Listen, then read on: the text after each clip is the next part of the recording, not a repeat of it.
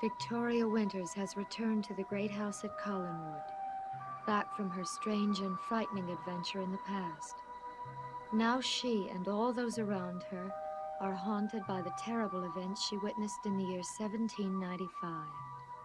Events which may change the course of history and forever alter the destinies of all those who live at Collinwood. Indeed, one life, that of Roger Collins, has already been changed because of his marriage to a woman who was a total stranger to him.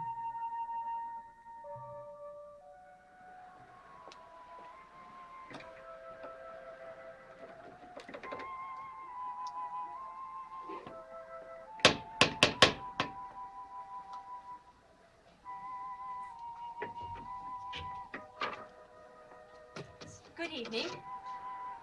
Good evening. You must be Carolyn. Yes, I am. Who are you?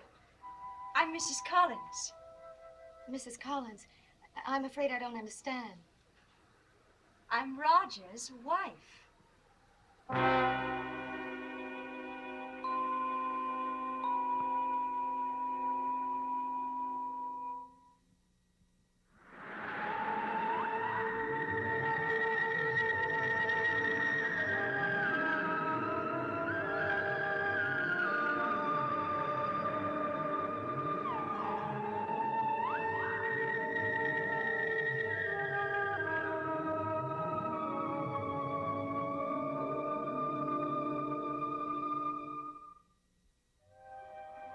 Did I hear you correctly? Yes.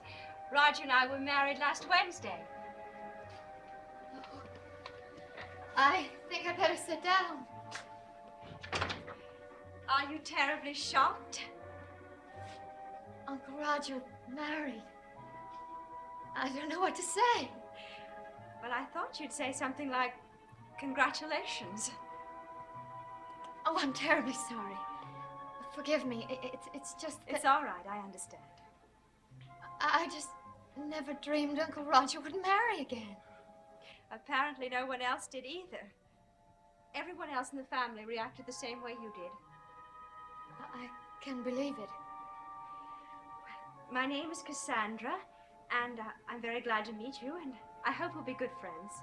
I'm very pleased to meet you. How long did you and Uncle Roger know one another before you were married? A day. I think I'd better stop asking questions. I can't take one shock after another. Would you like me to fix you a drink? No, thank you. I'll go upstairs and unpack, and I'll come back down, and we can get to know one another. Oh, I'd like that. Oh, didn't David come with you? No, he wanted to stay in Boston for a few days longer. Do you think he'll disapprove of me? David's very unpredictable. You may win him over immediately, or he may decide to be very angry. With me? No, with his father, for not consulting him on the big decision.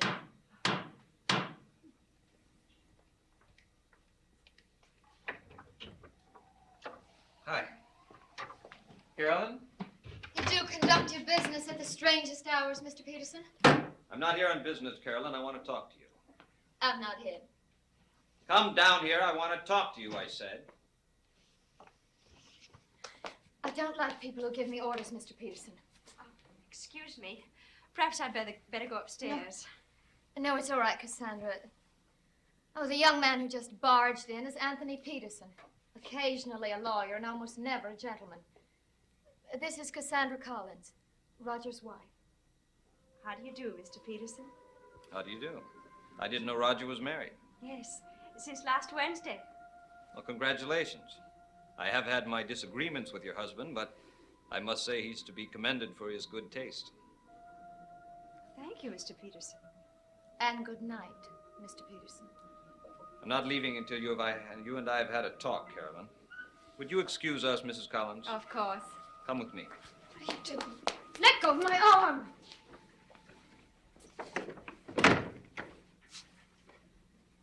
Have you forgotten how to use the telephone? What are you talking about? I've been waiting for you to call me and give me some kind of an explanation. About what? That cozy little incident with Barnabas, what do you think?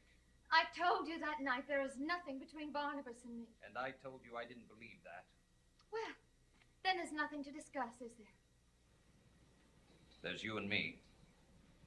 And who decided that? I did. Well, I'm sorry, but, takes two to tango. Good night, Tony. I'm not leaving until you tell me why you went to the old house that night. Well, I hope you have a suitcase with you because you're going to be here a long time. Carolyn, you don't know what you're doing. In the first place, the man is your cousin. He's old enough to be your father. Well, aren't we suddenly concerned about Carolyn's welfare? Well, yes, of course I'm concerned. I wouldn't be here if I wasn't concerned. I can't believe that you're really in love with him. Oh, will you stop being so ridiculous? Ridiculous. I know what I saw. It wasn't what you thought. Well, then what was it? You know, you really do have unbelievable nerve. Now, what do you mean? I did my best to explain the incident to you that night, but you were too pig-headed to listen. You stormed out of here in a huff without giving me a chance. And you still think you're owed an explanation. Well, you're not getting one from me. If you're so anxious to know the deep, dark secret between me and Barnabas, get him to tell you. All right. I will.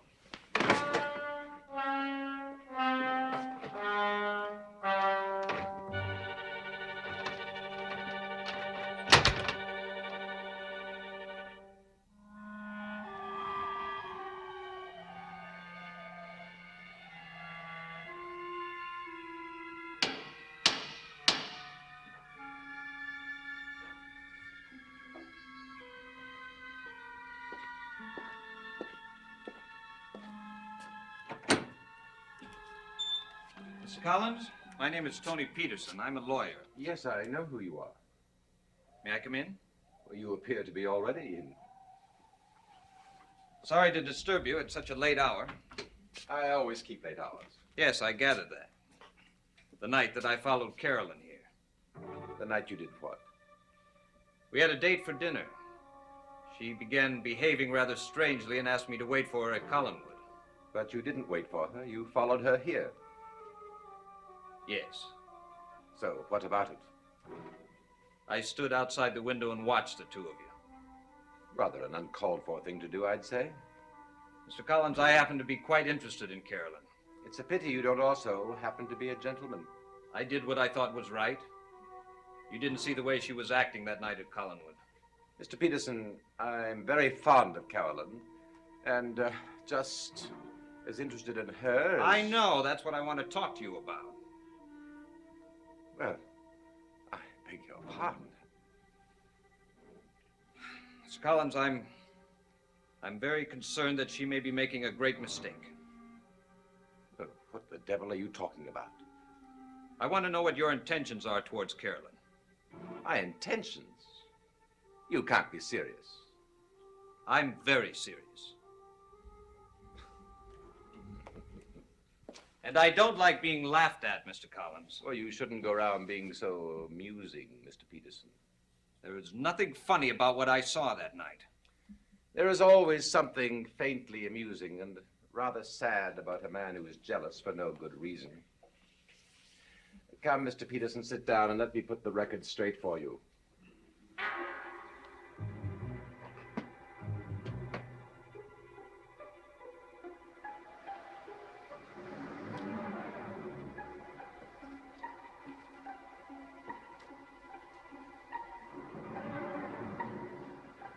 You've lost your lighter, Tony. Soon you will discover the loss, and you will look for it. And you will keep looking for it.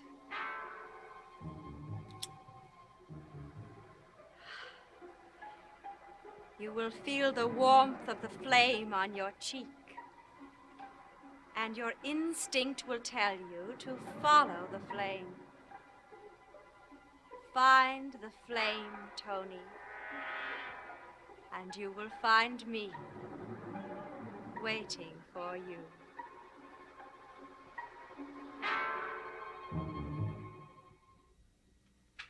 you see, Mr. Peterson, you've gotten yourself worked up over nothing.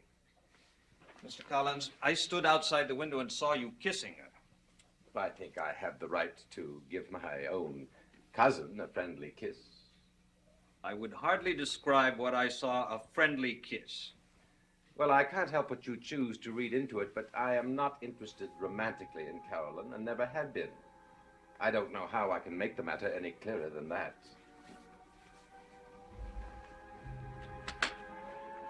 What are you doing? I was looking for my cigarette lighter. I was certain I put it in my case.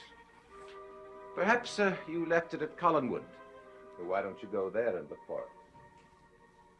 Yes, I'll do that. Sorry to have taken up so much of your time. Good night, Mr. Peterson. Good night.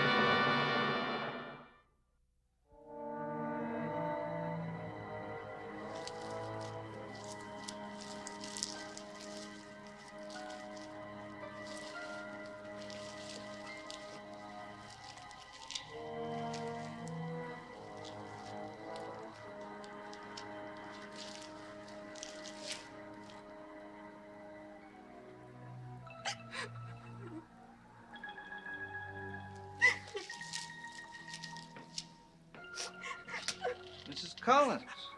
Oh, Mr. Peterson. I'm sorry. I didn't mean to startle. Please don't look at me. What's the matter? Nothing. You always come out here alone at night to cry? I wasn't crying. I heard you. Well, all right. I was crying. Why? Oh, please. I don't want to burden you with my problems.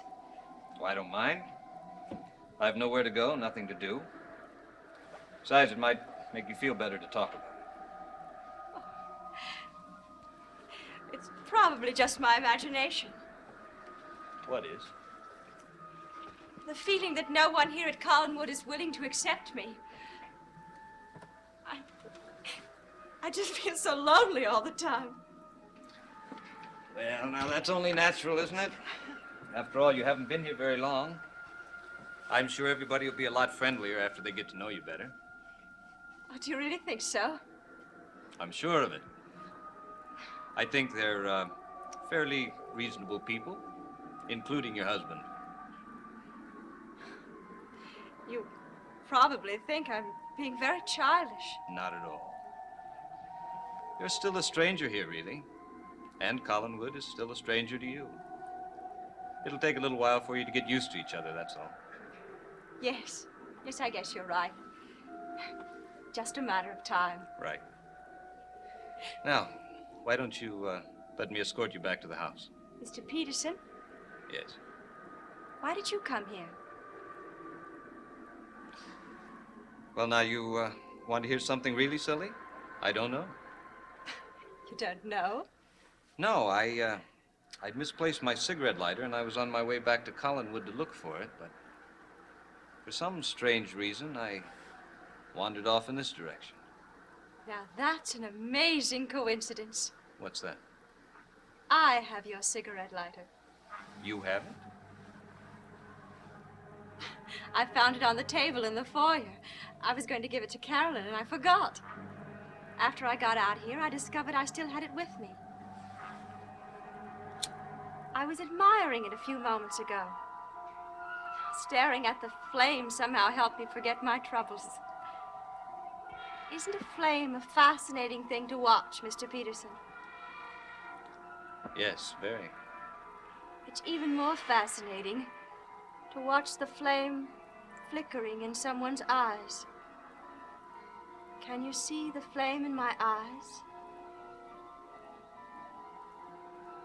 Yes.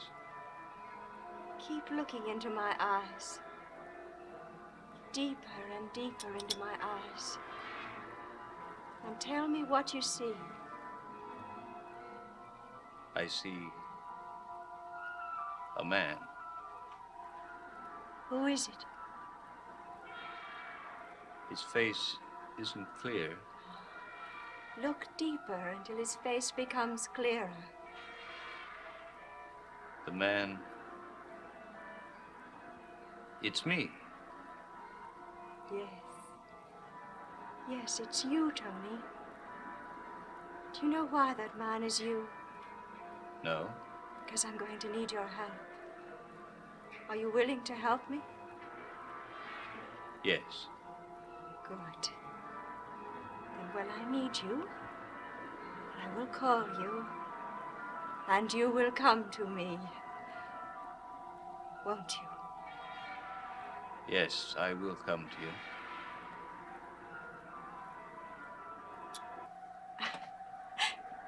There you are, Mr. Peterson. Now, put it somewhere where you won't lose it again. Thank you. Now, why don't you let me take you back to the house? I'd be delighted. And I hope you forgive me if I say, I think Carolyn is completely wrong about you. You've been a perfect gentleman to me.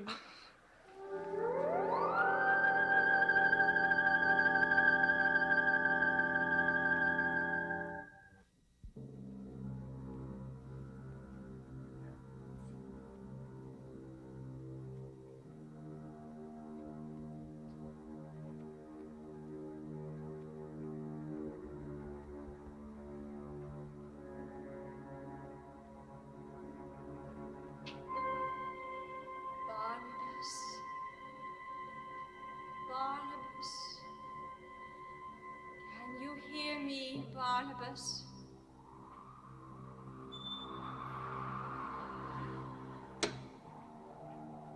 Barnabas, I must see you and tell you what the future holds. Angelique, where are you?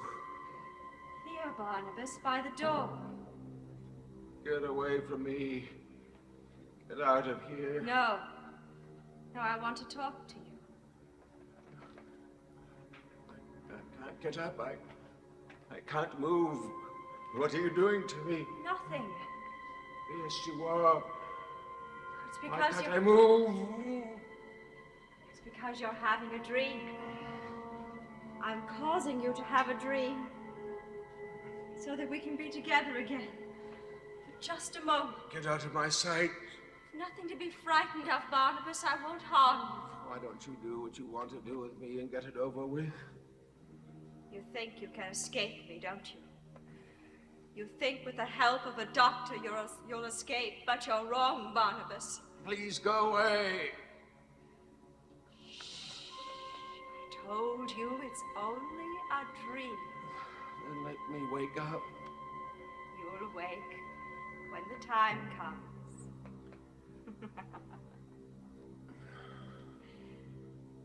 It happened for the first time in this room, Barnabas. Do you remember? Yes. It used to be such an elegant room. Tell me what you want to say, then go. I came to tell you to beware of dreams. What do you mean? What evil game are you going to play this time? Beware of dreams, Barnabas. Of yours and of those of everyone about you. Because that is the way the curse will return to you again. It will be a dream curse. A dream curse. Yes. First, one person will have the dream. And that person will remain terrified by the experience until they tell the dream to a second person. Only this time, the dream will go a step further and be even more terrifying. And that person will not rest until he has told the dream to a third person. And that person person will have the dream, and he will tell it to a fool. And on it will go, and each time the horror of it will increase, and the terror will mount, and the fear will be more unbearable, until, finally, someone tells it to you, Barnabas. And then you will have the dream. Step by step you will go until the very end. And the dark and terrifying thing that you will find there will turn your blood to ice. Stop it! Stop it! Stop it!